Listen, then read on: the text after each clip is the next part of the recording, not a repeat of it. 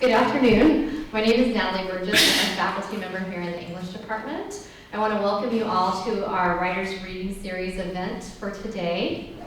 I actually have quite a few announcements because we have a lot going on in the program right now. Today we're having a video made that will be on the Long Beach City College YouTube channel, which is accessible through the homepage. So if you want to go back and check out the event later, you can. Also, our creative writing committee is putting together a new website. It's not live yet, but that's coming, and a lot of our future events will be posted there. So I'm very excited to announce that, so that's something to look out for. Also today, we have a few to hand out, but our creative writing and literature programs, we have a brochure that lists all the classes that you will be able to take in the spring, as well as a little bit about our programs and other offerings that we have. So we will have some of those that you can pick up on your way out today, so we're very excited about that as well. We've also created a promotional video with some of the students talking about our programs, some clips from our open mic nights, and from a few other of our events like a poetry reading, so that you can check that out as well. And in the spring, our open mic nights will resume on March 11th. So we've got a few months out here, but I wanted to put the bug in your ear now. And those are Friday nights, and they start at 7 o'clock and go till 9, and sign-ups are at 6:45. And then we have two authors coming with our Writers Reading Series in the spring. In April, we'll have poet David Hernandez, and in May, we'll have Toni Ann Johnson, who has dabbled in every genre, I think, out there, so I don't want to even kind of put a label on her. And last but not least, I'd like to thank the Long Beach City College Foundation. They've always been very supportive of the arts and our creative writing program and writing and literature in general. And without their support, we would not be able to hold events like today. So thank you to the foundation. So today we have April White. She's a young adult author who wrote her first novel, Marking Time, because it was what she wanted to read. She's working on book 4 of her 5-book series and is excited to finish so that she can find out what happens next. She's been a film producer, private investigator, bouncer, teacher, screenwriter. She's lived in the Himalayas, survived a shipwreck, and lived in a gold mine in Yukon. She lives in Southern California with her husband and 2 boys, their dog, various chickens, and a lifetime collection of books. Please welcome April White.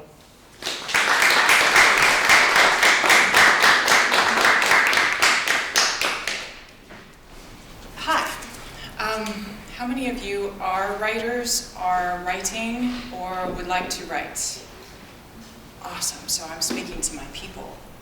Okay, and another question for you. I can do readings of my work, but if you've never heard it, that may not be interesting. I generally don't do readings. I generally just talk about writing and about publishing. So if you want to mix, if you want to start throwing questions at me, if you want me to talk about the process of independent publishing, I published my own books. I'm very happy to do any of the above. So okay. Who wants me to read? Awesome. Who wants me to talk writing and publishing? Yay. That I'm good at.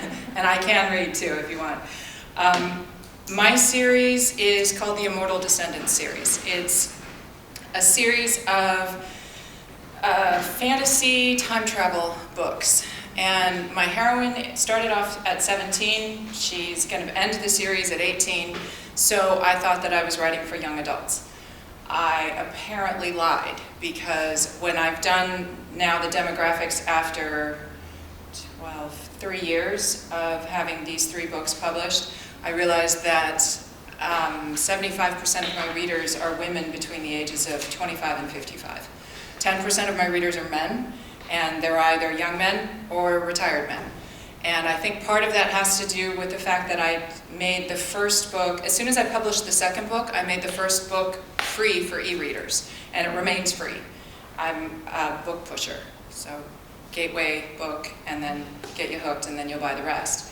And it's a strategy that has worked really well for this series because the discoverability is very high. So despite perhaps because of my young heroine, I got thrown into the young adult category, but really I wasn't writing for what I thought 17-year-old girls would want to read. I truly am writing what I want to read because I have to read it endlessly.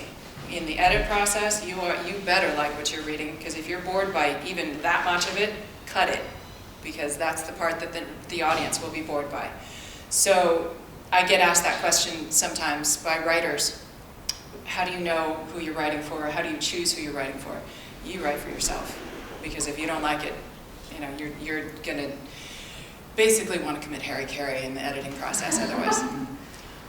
My character discovers by accident that she comes from a long line of time travelers when she ends up in Jack the Ripper's London on the night of the double murders.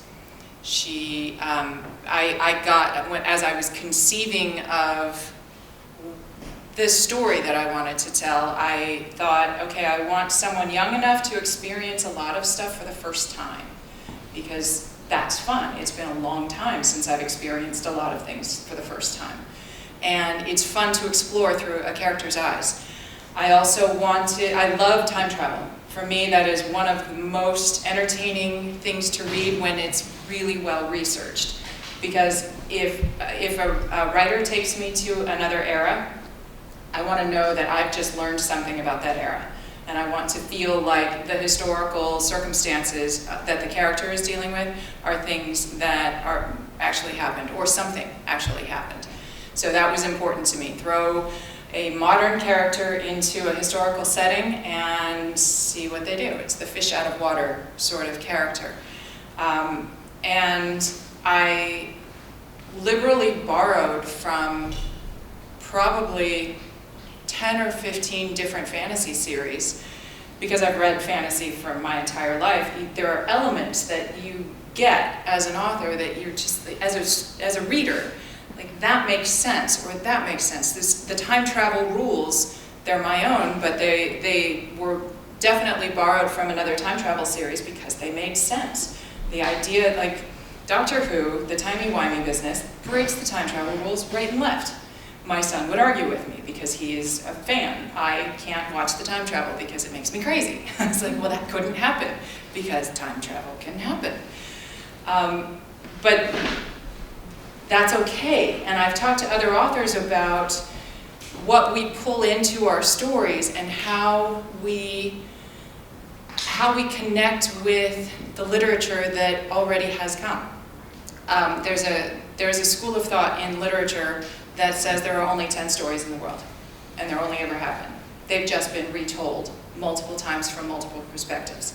A great place to go back to them is in Greek mythology or in the Bible. There are fascinating stories that if you take them back to their roots, you can find whatever story you're telling, it's already been told. So you don't really, you don't pull lines from someone else, but you can pull concepts, and you can build your world with concepts from other authors that have made sense to you. My first book, it goes back to Victorian times and tackles Jack the Ripper. The second one, Tempting Fate, goes to Elizabethan times because I'm fascinated by Queen Elizabeth. And Syra, my character, my free-running graffiti artist, because I'm not, so I get to play in that world that I don't otherwise live in, I just lost my thought. She interacts with Princess Elizabeth. Before she was queen, there was a time when Elizabeth was imprisoned in the Tower, and it was for about 2 months, and she was imprisoned by her older sister, Mary. And I love the mystery. I love all mysteries in history, but this one in particular, it's a really tiny mystery about was there really a death threat? Could she have died in the Tower? And it seems, from everything that I've read, absolutely. It was basically with the good sense of the jailer in the Tower that he realized if he actually executed on an order that had been handed down from Mary's main minister, if he did what he was told to do and they denied, then it would all be on him and he would lose his life. So he decided that that would not necessarily be a good night to build a scaffold. but she almost lost her life. And I love the idea of my characters interacting with these historical figures and maybe getting a sense of personality from powerful women. And it's mostly, I always have an interesting woman that Saira has to interact with, and they're not always protagonists. Sometimes they're antagonists. In book 3, she goes back to 1429, and she is interacting, or discovers that one of the people that she is interacting with is Joan of Arc. And in this book, and I've heard about it from some reviewers, Joan of Arc pisses her off because she's not a pleasant person. She is a little bit crazy. And there are some Joan of Arc scholars who really took offense. It's like, it's fiction, I promise. I wasn't there, I don't know the woman. So I apologize that I took poetic license with that.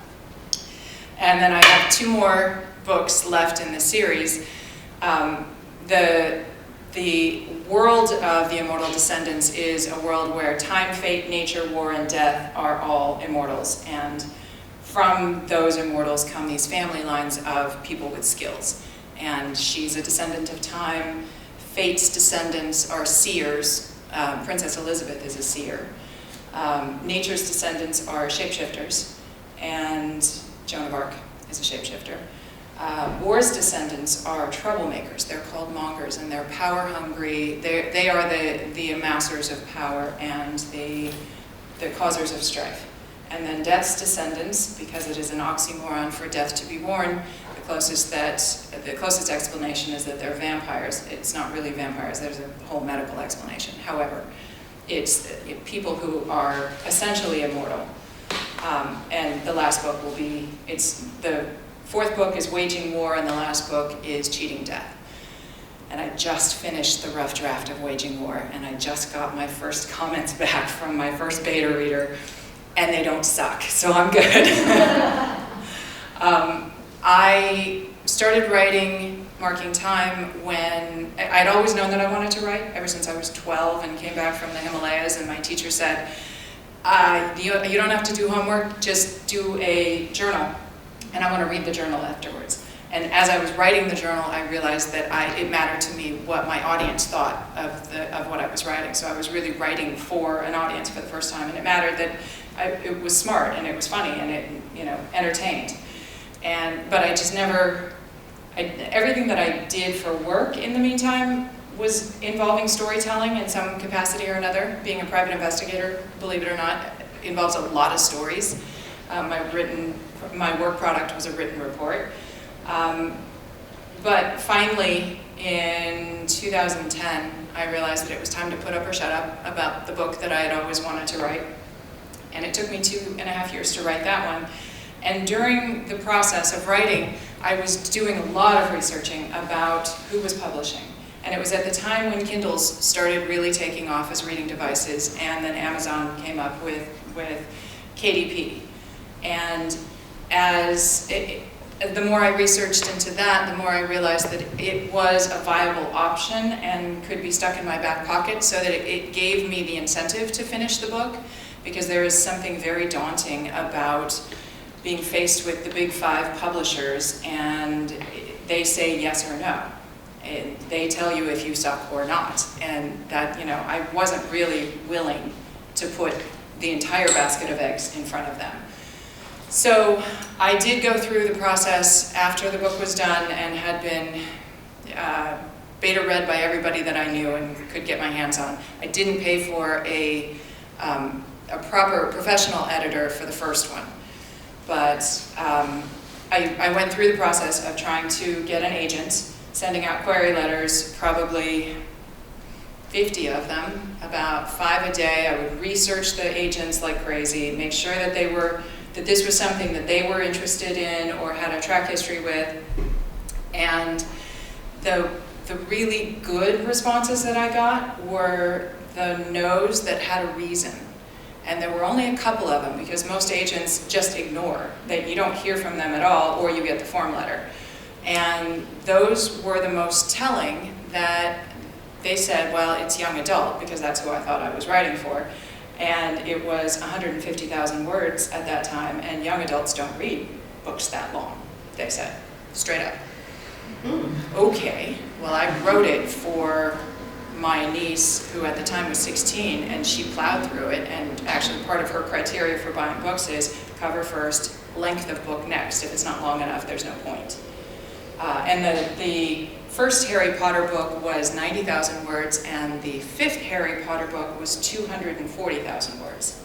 So tell me again how little young adults read. But as happens, my self-esteem was falling to around my ankles, and okay, that went on for about 4 months, and finally I was just like, no. I thought of every possible way to cut it down. I thought of turning it into the one book into a series, or turning it into a serial, like a million different options. And finally I realized, no, this is the story I want to tell. It's the story I want to read. So once I made the decision that I was going to self-publish, it took about a month to teach myself formatting and how to do it, how to build the cover, how to do everything that one needs to do in order to put out a book, and to put out an ebook, which is easy, and a paperback, which is less easy but not difficult.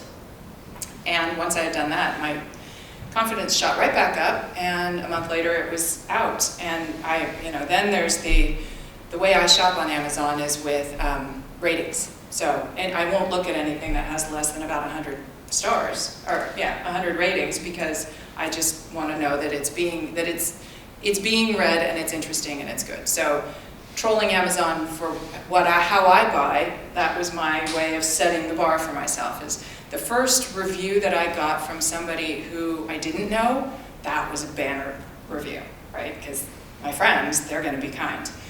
And then my 100th review was a huge one. I started getting very, very good reviews, and people were writing in with typos that they found. No matter how many sets of eyeballs had been on that book, there were still typos. As a result of that, I can't stress highly enough, when you have finished whatever you're writing, pay for an editor. Pay for someone who does this for a living. It doesn't have to be a full line edit. It can be a copy edit. It can be a proofread. Pay for someone who doesn't know you and doesn't like you, so that they are not attached, and all they're looking for is what are the mistakes. Because it's off-putting when you find a bunch of mistakes. I know that I've read books that have mistakes. My mistakes apparently weren't off-putting to the degree that I didn't have an audience, but it was enough, and it was very embarrassing every time someone would say, oh, and did you know? It's like, oh, I'm so sorry, how did I miss that one again? It took about 3 months before I really started to pick up steam with sales, but it's just the first book in a series, and I knew absolutely that with one book, you're never going to make a lot of money. Like, you're lucky to make $100 a month with one book. So, as every blogger will ever tell you about independent publishing, you have to have your backlist, and it's your backlist that's going to start generating income. And when it took me 1.5 years to write book 2, because I suffered well, apparently the first one was good, but is it a fluke, and do I really suck? That commentary, the internal dialogue is miserable. I don't recommend it, and it'll still happen. It's still happening. But after 1.5 years, and I pushed the second one out, and the reviews were really good, and then I made the first one free, suddenly I started picking up income. And the first $1,000 month was a really banner month. And with book 3, not only has the income increased, but the exposure increases, because now people are seeing that this is actually a series. It's a series that you really do have to read book 1 on, because the world building all happens in book 1. If you drop into the middle, you're probably not going to get it, or you'll be a little lost. And that would actually bum me out for a reader to drop into the middle, because it's like I can't explain it enough. So that's why I keep book 1 free, to just encourage, at least on ebook, to encourage that sort of readership and hope that they like it enough that they would buy the second and third. And I don't price them highly. I mean, the second and third, actually all of them will be at $3.99. So, and the business model that Amazon has, I get to keep $3 of that $3.99. You don't get that out of a major publisher. You don't get that out of a minor publisher. That's a big amount of money per book. And you have to sell a lot of books to make a living as a writer.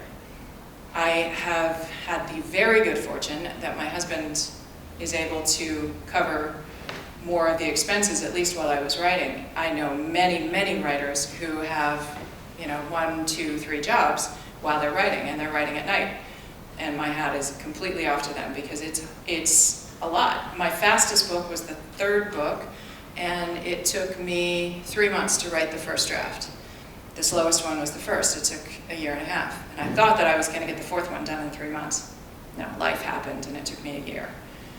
But I just finished that one, and I'm breathing again on that. That was a whole lot of talking. Somebody ask me something so that I don't have to talk. Yeah? Is there any taboos in writing? Any taboos? I can't answer that question. There are taboos for me. There are things that I would not want to read, and I wouldn't want people who trust me to think that I am a proponent of. So that's where I stand with taboos, but that's a very personal question. I think it's whatever, the marketplace can sustain just about everything. So my suggestion is always, if you wonder if what you're going to write has a market or is somehow supported, go search out other stuff like it. Yes? Do you use the first-person storyteller in all your books? I do, and it took me a while to choose that perspective.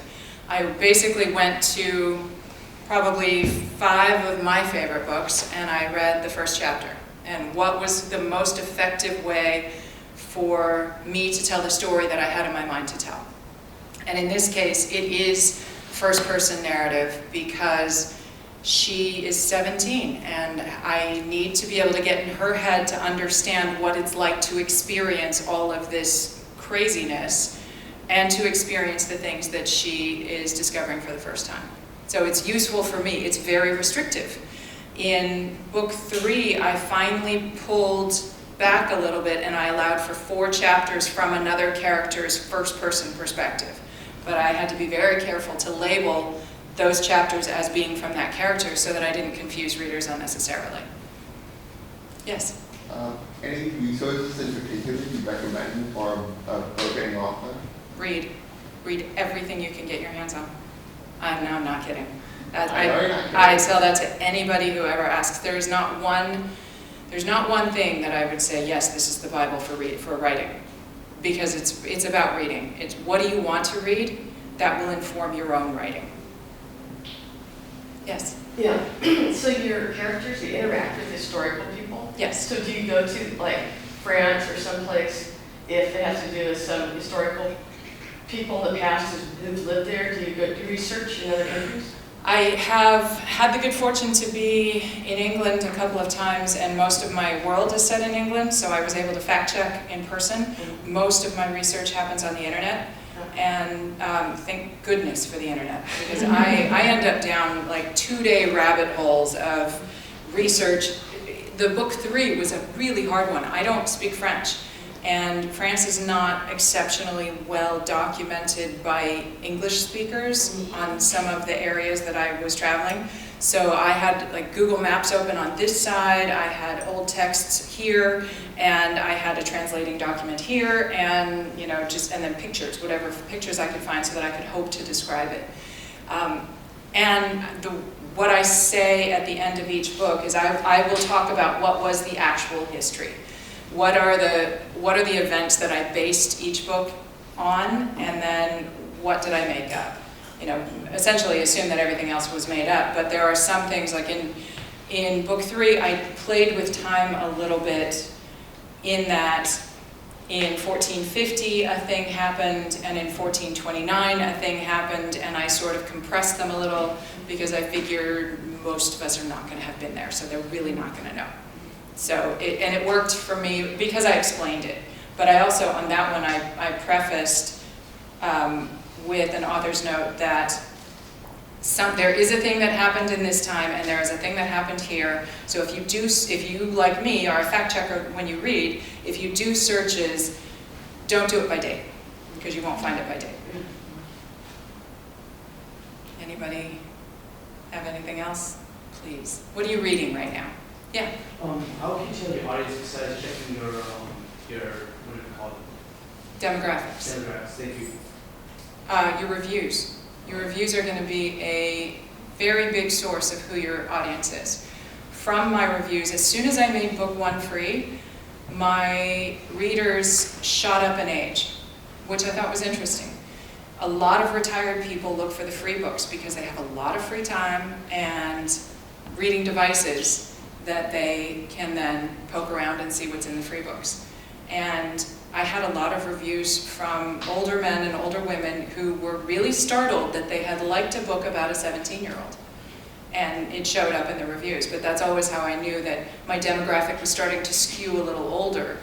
I also have realized that unless you're traditionally published, it's difficult to capture a true young adult audience because they are not ebook readers unless their parents hand it to them.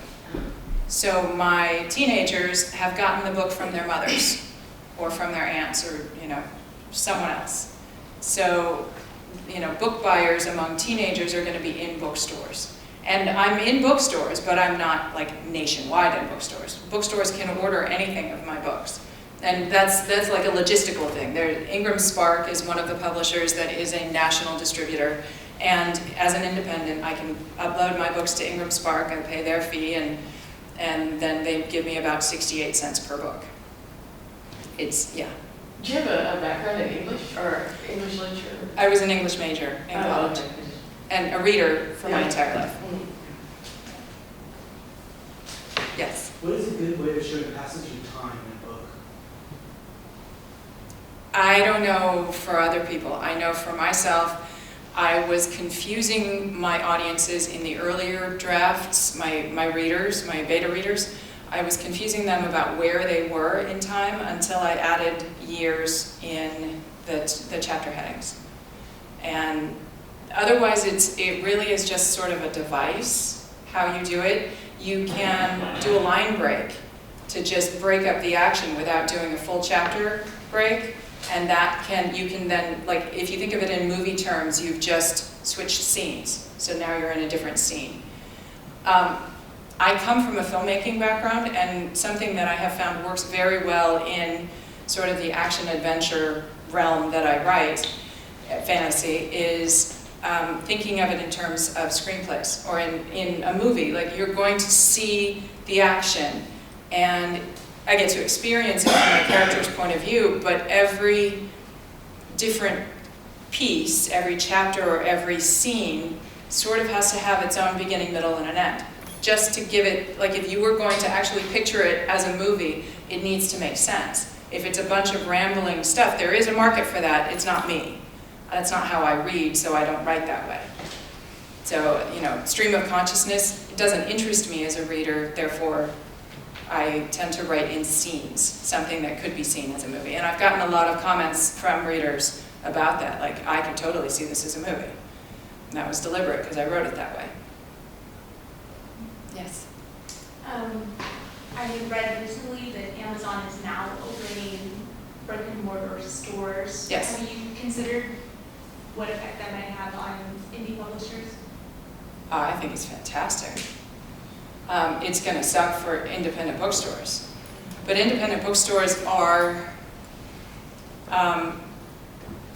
they're great for where you live, because you can go get your book into the bookstore and you can do signings in the bookstore, and they are lovely for that. And I have supported several indie bookstores the same way they've supported me, just bringing customers in, recommending. I'll walk around at a book signing and hand people, like, what do you like to read? And then they'll walk out with 5 different books that I recommend.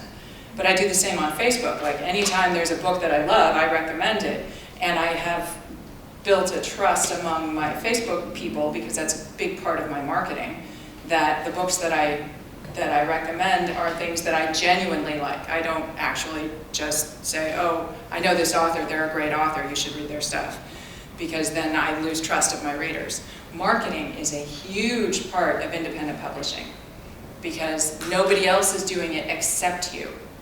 And there are a tremendous number of independent authors that if you can connect with in some way or another, which I had the great fortune to do because I read some wonderful books by some indie authors and I connected with them personally, and then they started kind of getting that I was an author too, and it was never an overt, hey, could you promote my book? It was sort of like, I wonder what that person's written. And then it turned into sort of a mutual Facebook love fest, which works to all of our advantage because we cross-promote. And that has been some of the best marketing that I could ever get. I can't pay for that kind of marketing that other authors provide because then I get access to their readers. Yes? Yeah, I was wondering about your main character. How do people, in your story, when you first wrote about her, did you have her dialogue with other people to find it so, the reader would find out background information about her? Or would she talk about herself, or do you have a third person talk about her? I'm just curious. I've tried to reveal her, not all at once, because all at once is kind of an info dump. Yeah. And you trip over it. It's like lawn furniture that you trip over at night. That's what we call it, like those info dumps. Unless it's a short story type thing. There are ways to do a short story that don't involve an info dump. I actually just read a fantastic one-page piece. It wasn't, I guess it probably was a full short story, but it was more like a scene, and it was beautiful. And nothing was told to me. I inferred everything about it.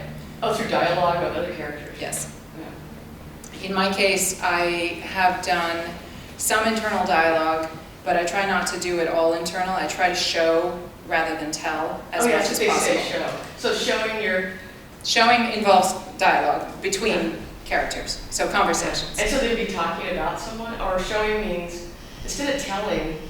Showing it involves action and it involves conversation. Oh, okay. So whatever scene the character happens to find themselves in, whatever's happening is telling as much a story about the character as it is about about the action. Mm-hmm. So the character's interaction with the action that's happening around them is giving the reader information about the character.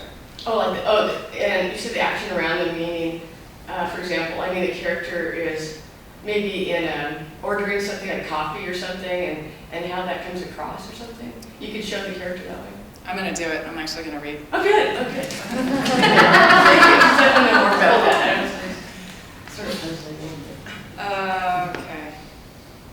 Which one should I do? Of the three? Of the three? Mm-hmm. The first one. No, in Tempting Fate, the second book, because there's a lot of character stuff. Okay, I'll do the one with her mom. Yes. Okay, so this is the showing. Yeah, so this is Tempting Fate, and you won't really know what's happening, but hopefully you can get who the characters are. I was in the walled garden, picking mint and thyme for dinner when my mom slipped inside and closed the door behind her. I smiled at her expression of total exhaustion. Hiding out? She pushed her hair back from her face and sighed. I have immense respect for teachers who know what they're doing. I feel like I'm just winging it most of the time, and a pack of wild 12-year-olds will see my weakness and tear me to shreds. I laughed. They love listening to you, and you're just fishing for compliments. She smiled. You're a very good daughter when you're not stealing my art supplies. What's Mrs. Taylor making in the kitchen tonight? I think she's doing shepherd's pie and minty peas. Here, let me help. Working next to her in the garden reminded me of times when things weren't so complicated, when the only thing that could suck was her disappearing and then moving us every couple of years. Maybe we had stopped changing residences now that my Cocker heritage was out in the open, but our relationship was still finding its footing, and navigating the mother-daughter thing was far from simple. Mom, when you had to go, back all those times, why'd you leave me? She closed her eyes like she had been waiting for the question and dreading it. I shouldn't have. No matter how responsible and capable you were when you were 12, I never should have left like I did. I understand why you had to go. I guess I just wonder why I was alone. She stared at me. Syra, you weren't alone when you were 12. Our neighbor, Mrs. Stack, she took you in. Now it was my turn to stare. No, she didn't. She came by and dropped food off for me, but I was on my own. A choked sound came from my mom, and her face was pale. Syra, you didn't know? How could you not know that, Mom? You never said. She took a breath to calm herself. There were tears in her eyes. I never asked, did I? I shook my head, and she wrapped her arms around me. Something broke loose in my chest. Knowing that she hadn't intended to leave me alone mattered somehow. I took a deep breath and realized I could do this. I want to go to London to find Archer. No, she pulled back to look at me, and my eyes narrowed at her abrupt answer. I'm almost 18. I'm not really asking your permission. She sighed, and I could feel her try to soften the edges. Sometimes a little space isn't a terrible thing. Sure, when it's not messed up by a fight. I think your relationship is complicated by many things, Syra. Time apart can sometimes bring perspective. And with everything going on in family politics, I don't want you to leave St. Bridget's. You're safe here. Except from wares and little monger bullies. I hadn't lost my bitterness because that incident had exposed more than just my own weakness. There was a fault line in my relationship with Archer that got put into perspective too, and time apart was the last thing it needed. I'd been doing way too much of that already. My silence stretched to fill the space, and she put her arms around me, apparently deciding I'd given in. I wish I could dump the full contents of my experience into your head so you didn't have to learn your own lessons. I crushed some mint leaves between my fingers, letting the minty smell ground me. My mom was lost in her own thoughts and couldn't read the turmoil in my heart. But that wouldn't work either, she said. You should never have to feel my pain of losing the love of my life. But if I had your experiences, I'd have actually known my father. Her voice had the weight of the world behind it. And then he'd be your lost love, too. It's a mother-daughter thing. Yeah. I'm a huge one for relationships among people, parents and children particularly. Father-daughter I have too, even though it's not always with her own father, because I think that there's something really valuable in those sorts of relationships, especially as they start to change. So yeah, it's kind of showing how the daughter was alone, but she really wasn't alone, and the emotions behind it. So, hopefully it Yeah, it seems like it. Yeah. does its job. Anybody else have anything? What are you working on? What's your genre that you're writing in? Fantasy mystery. Yeah? Do you have an actual novel that you're working on, or Yes. stories? How far into it are you? Theoretically done, working on publishing it. Okay. Has it gone by an editor? Has it Not gone really, through an no. editor's eyes? Not really, no. Consider it. I will, but I'm a bit short of resources right now. I understand. You can do trades. Something to consider. It's worth it. If there is someone who's very good at grammar or very good with detail work who reads, consider it.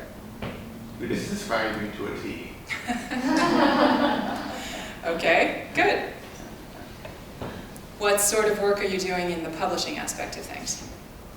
I'm planning on Kindle. I'm reading the instructions and the guidelines, Okay. and I haven't accomplished much besides that. Formatting there are lots of blog posts about how to properly format, and when it's not done properly, it shows up immediately. And it's not difficult to do, it's just a matter of doing every step. So it's important to put the work in on those details, because otherwise it looks, if you have lines that aren't broken or page breaks that don't happen, it looks amateur. And that's going to be the first thing that someone reads and puts down. They won't ever get into the story. And you want to hook them. You want to hook a reader into the story first thing, so that perhaps they can get far enough in that if they find the odd typo, that it doesn't make them put it down. After my editor had worked, she worked with me on Tempting Fate and Changing Nature. After we got through Changing Nature, I paid her to go back through Marking Time. And between my education in writing, just in having gotten better, and in having written the other 2 books, we cut 10,000 words. It was very worth it. And it's still the longest book. This one is still 430 pages, the other 2 are both 400 pages. Yes. Do you prefer to write with quiet or with music? Do you do a playlist when you're done writing your books? I always love when authors have playlists for their books. I think that's so cool. I forget to do that. I write from about 3 or 4 in the morning until I take my kids to school, and then I write again whatever block of time I can while they're at school. So generally I'm like a mouse with coffee. And I write on my bed, which after, the first book I didn't do that, but books 2 and 3, I was like, no, I can't deal with my legs and my back.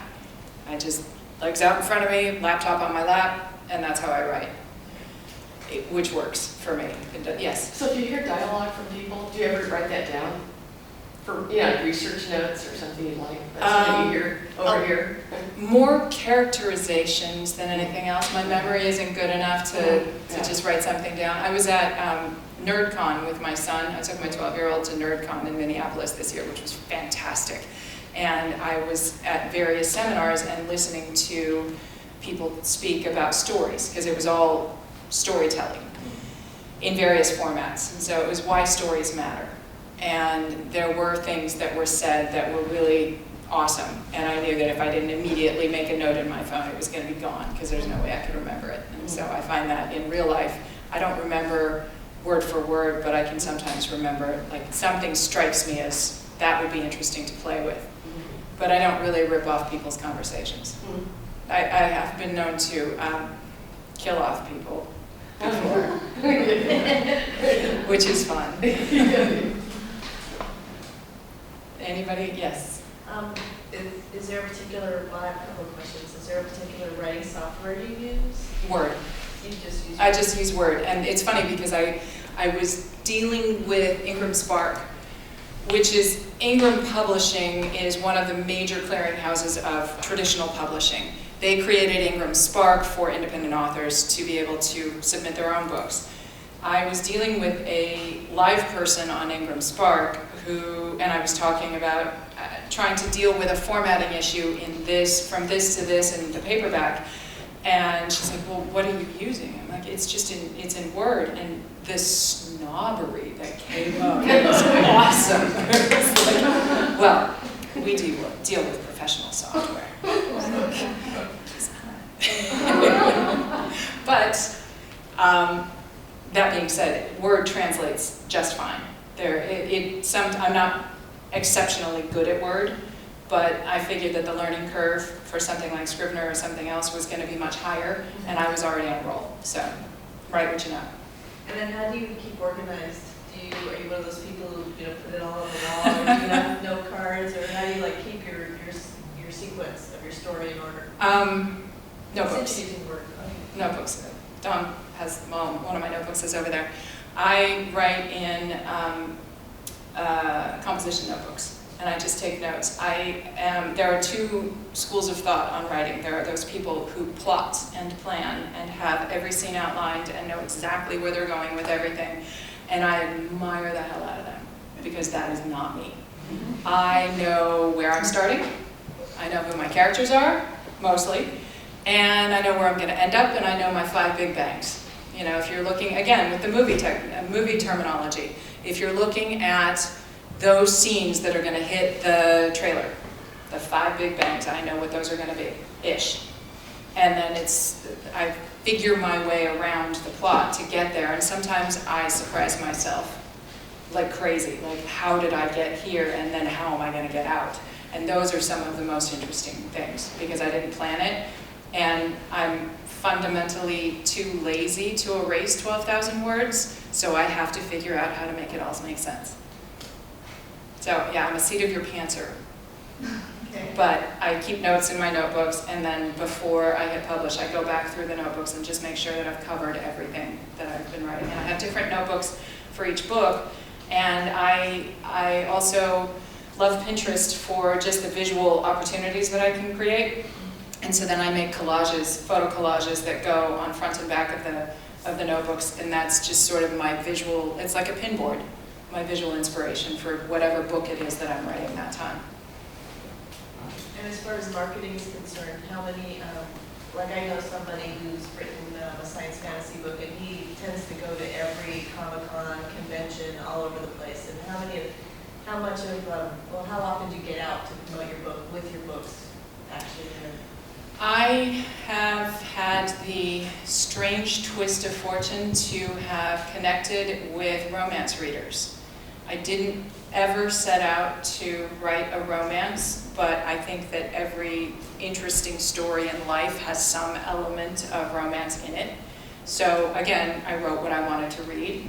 I became friends with a romance author, and she liked my work, and I love her work, and we cross-promote, so that stuff happens.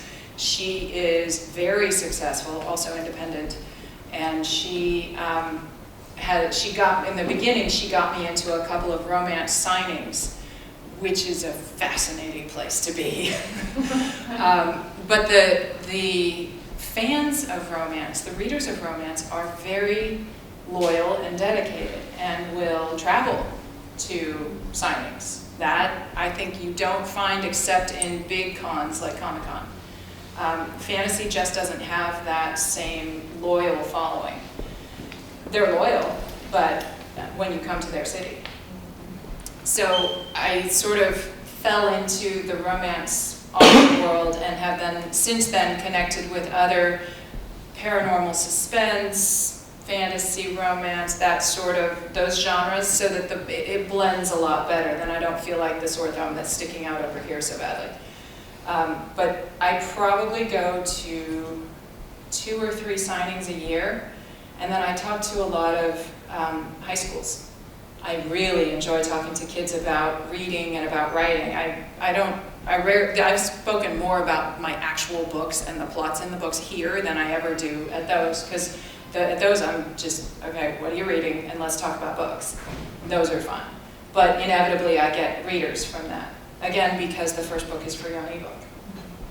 So marketing, it happens in person, and I have found some incredible people and readers who then go out and promote the work too. But most of it happens on Facebook, a little on Twitter, a lot of blog stuff, but that all gets connected through Facebook and Twitter.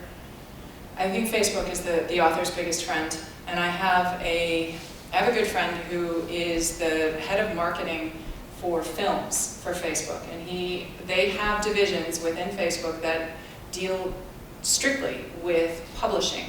And so when you are designing your promoted post, the ad that you're going to send out, you can design it for very specific demographics. And this is something that they have demographic information like crazy. Anybody who has a page that's not a personal page can go on their demographic breakdowns and find out exactly who likes your page. That's really intriguing information to have, because then you know who to market to or what to design for which audience. My 4th book is called Waging War. I was all set to reveal the cover on Sunday because I had just put it up for pre-order, and on Friday, France happened.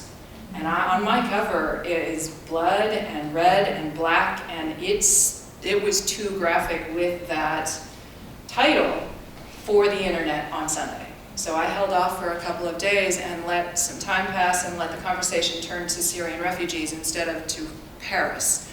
And then I put it out because my marketing plan had been going for this paranormal suspense, war, action stuff.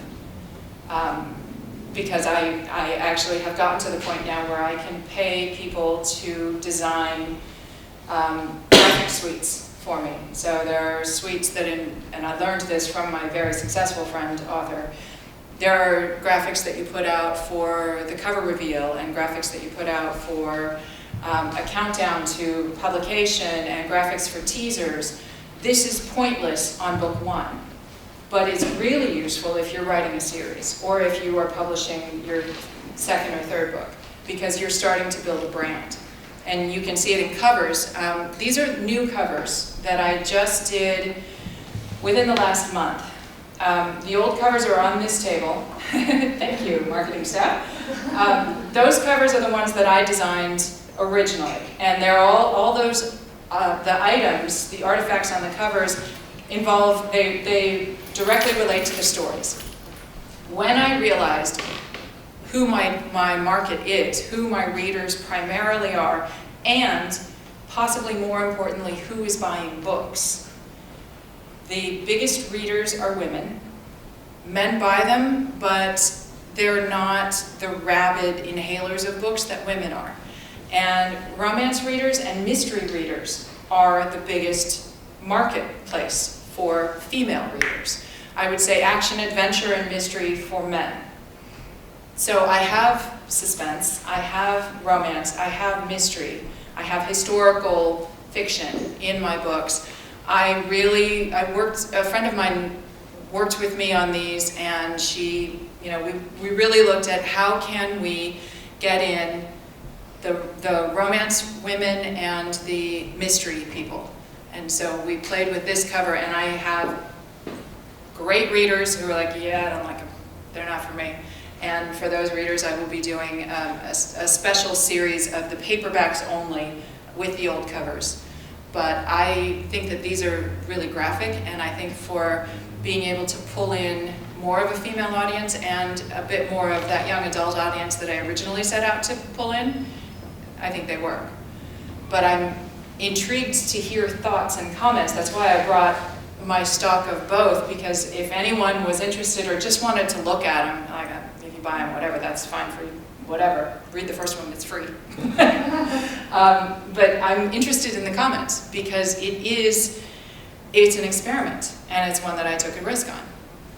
But because I already had 3 books out, I could reveal the new covers with a plan, and I could use the graphics and the marketing plan for pushing out the new covers and actually have it build momentum toward book 4's release, which is happening in January. So there are dates on my calendar that's like, put out a teaser today, promote this teaser now. You can promote on Facebook, you can promote an ad for $10, or like with a book that's coming out, $100. We'll put it out in front of people for a week, and that'll get it in front of about 4,000 people. So it's a game, and it's a marketing game that you sort of learn the rules as you're going, but it's a game that you have to play if you're an independent author. You can't sit back and not play it and expect to have any more sales than your friends and the random people who found it because they were stumbling around Facebook or around Amazon. Anybody? Yes? I was wondering if you could elaborate some more on your background in film and how that informs your fiction writing, the advantages and the disadvantages. It's storytelling. Advantages are that I know how scenes get put together in film, and I've written a number of screenplays, probably 30, low budget, sort of suspense films that are very formulaic. So I understand formulas, I try to write outside of formulas. And that's the beauty of writing fiction, to me, is that I don't have to fit the formula, and yet the formula is very simple. So if I wanted to just churn out books that I didn't care, that I read, I could do that in a heartbeat, but I want to write what I want to read. But the ability to paint a picture in someone's mind about what they're seeing on the page, I think part of that comes from seeing a lot of movies and reading a lot of books, because the more you can imagine, if you can picture it as you're writing it and paint it in such a way that someone else can see it just through words, then you're doing your job. Because I think people do enjoy reading something and then thinking, oh, that'd make a great movie, or like I read Herbie the Love Bug when I was a kid, and to this day I can't remember if I saw the movie or read the book because it was that visual. Right. But you don't have to have been a filmmaker to write visually. Watch movies, know what you like in TV, know what you like. I would say that's first and foremost in my advice to any author. Know what you like and then write to that. Because again, if you don't like it, you are not going to want to sit through all of those times that you have to read that page again and again and again to edit it. Yeah, this is a little bit off the subject of marketing, but you talked about a short story that you read recently. Mhm. Do you remember the name of it? that you launched? It's not published. Oh, It was a friend. I was afraid, okay. Yeah, I just wrote a short story for randomly. I spent the summer in the Yukon, and there was a writing contest up there that was themed Women of the North. And so I, like, okay, I'm a writer, I can write something. I'm not a short story writer, it's a very different beast, and I thoroughly am impressed with anybody who excels at short stories. But I wrote a 2,500, the limit was 2,500 words. Mine was 2,493. And it took a lot to get that down. But I wrote a piece that was historical and more subtle than I generally know how to be. And I was really pleased with it. It actually ended up winning the short story contest, and I got a gold nugget for it, but that was cool. But it was a very different exercise in a style of writing, and certainly not my character. And it was third person as opposed to first, but it was validating to know that I'm not just Cyrus writer or storyteller, that I do occasionally. I know how to tell a story. Did they have parameters, like you had to reflect kind of the environment of the Yukon? The parameters were in the style of the writers of the North. So Jack London and Pierre Burton and one other. But yeah, those guys. And Jack London he's very stark but very descriptive, and that's not easy to do. So I just decided that I was going to paint pictures with words. Anybody have any? Please ask something. Yes. So when you do the teasers, do you put the teasers out, let's say, 2 months in advance, a month in advance, a half year in advance? Okay, so the marketing plan, and this is like purely strategic, but again, not for the first book because it's a lot of work to do. Once you know who your audience is, I would start with a cover reveal and a pre-order 2 months in advance. And you can set up a pre-order with Amazon, but you have to be very clear that you are going to upload the completed document 10 days prior to the actual date for the pre-order. Otherwise, you will lose your pre-order status for a year, or privileges. Pre-order, cover reveal at the same time. The goal is to get your cover noticed by many, many different readers or potential readers, so that later, as you know, it hits their account for the 10th time, they're like, oh, okay, maybe I'll take a look. Because you're never going to get them the first time unless you know them. You want to do teasers, but they can't be longer than like 2 sentences, because otherwise you can't promote them.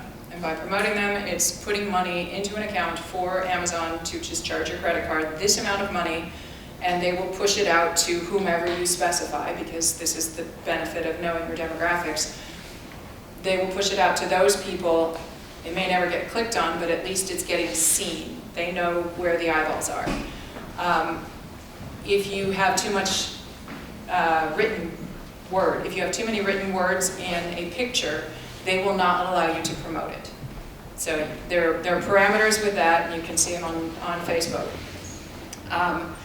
It will probably take you, I would say, a week or so of concentrated work to learn to format, unless you pay someone else to format your book. You'll need to format for paperback if you're going to do that. You need to design your front cover for ebook and the entire cover for paperback, and there are 3 sides to an entire cover because the spine is a separate thing. And the spine has a very precise measurement based on the page count. So you can't finish the design on the paperback cover until you have a completed page count. There are a lot of logistics to the actual publications of things, but they're not difficult to learn. You just have to know to look for these things in order to get them done.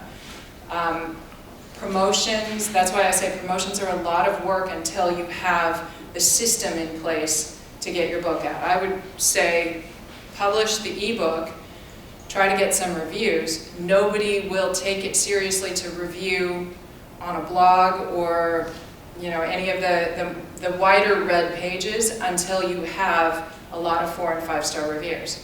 If most of your reviews are 2s and 3s, I would say pull it and get it edited or make whatever changes you need to make. Because if you have 3 stars on a book, your sales are not going to be impressive. That was really logistic. Sorry. I could do a different class on that. I'm going to go ahead and kind of shift gears. I want to thank you for your time today.